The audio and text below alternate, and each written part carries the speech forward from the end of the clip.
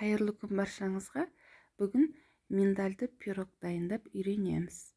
Менімен бірге міндетті түрде дайындап көріңіздер.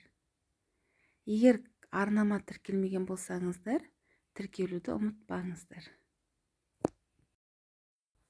Пирогымыздың қамырын дайындаймыз. Ол үшін бізге ұн, қант және қопсытқыш қажет. Және де 72%-лық менде три желания майы, песочный тесто дайындаймыз. Кейін бір дана жұмыртқаны қосып, жұмсақ қамыр дайындап, барлығын біріктіреміз. Дайын болған қамырымызды салафанға салып, 1 сағатқа холодильникке қойып қоямыз. Так, қыздар, міне біздер мұнда қант пен кукурузный крахмал салдық. Араластырамыз.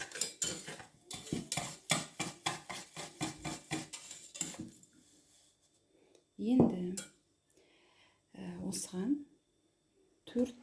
менде енді 4 жұмыртқаның салысы кетті. 80 грамм болу керек қой, яғни.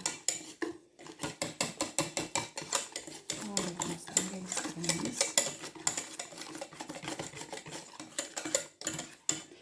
Біз 30 грамм майды дайындап қоямыз. Оны қазір қамырымыз, қамыр деп жаңағы креміміз дайын болғаннан кейін араластыратын боламыз. Енді осыған 6%-лік сүт құямыз.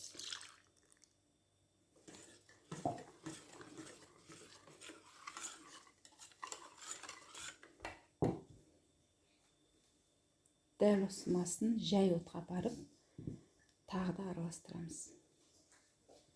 Қыздар, отқа келіп қойдым. Енді бұл қоюланғанға дейін осылай үзбей араластыра береміз.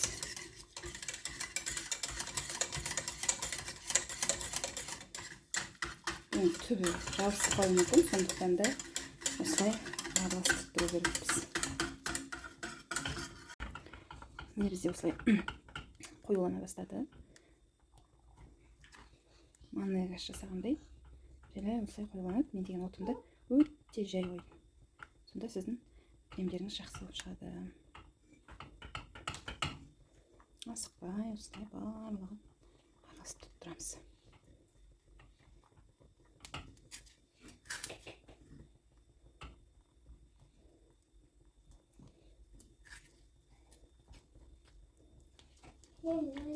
Енді осылай қоюлана.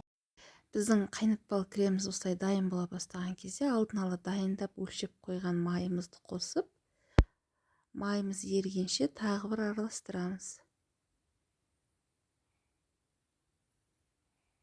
Міндетті түрде қыздар үзбей араластырып тұру керексіздер. Міне өздеріңіз көріп тұрғандай біздерде керемет қайнатпалы крем, яғни заварной креміміз дайын. Ешқандай да қиындығы жоқ.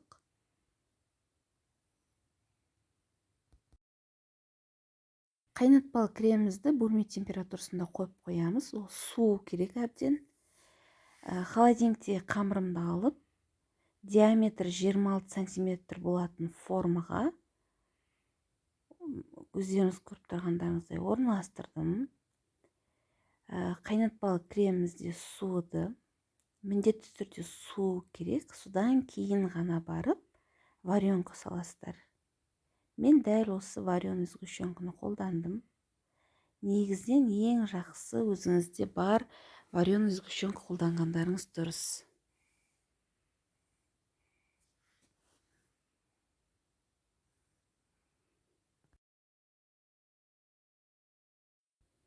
Бізге қажетті барлық ингредиенттерді төменде, қыздар, описание бөлімінде жазып қалдырдым.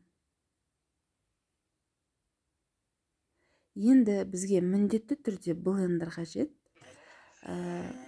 Вареный сгущенкамызды және де қайнатпалы кремімізді біркелкі етіп блендермен езіп аламыз.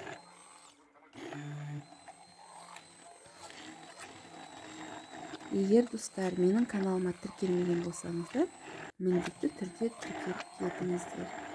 Өзге де видео рецепттерімді қарап, достарыңызбен бөлісуді ұмытпаңыздар.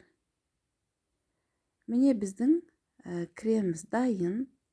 Пирогымыздың үстіне осылай барлығын жайғастырамыз.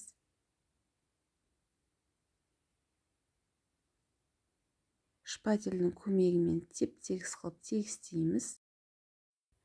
Кондитерлік дүкендерде миндальный лепестки сатылады. Осы миндаль лепесткімен пирогымыздың үстін әсемдейміз. Алдын ала 180 градуста қыздырып қойған пешімізде 30-35 минут аралығында пісіріп аламыз.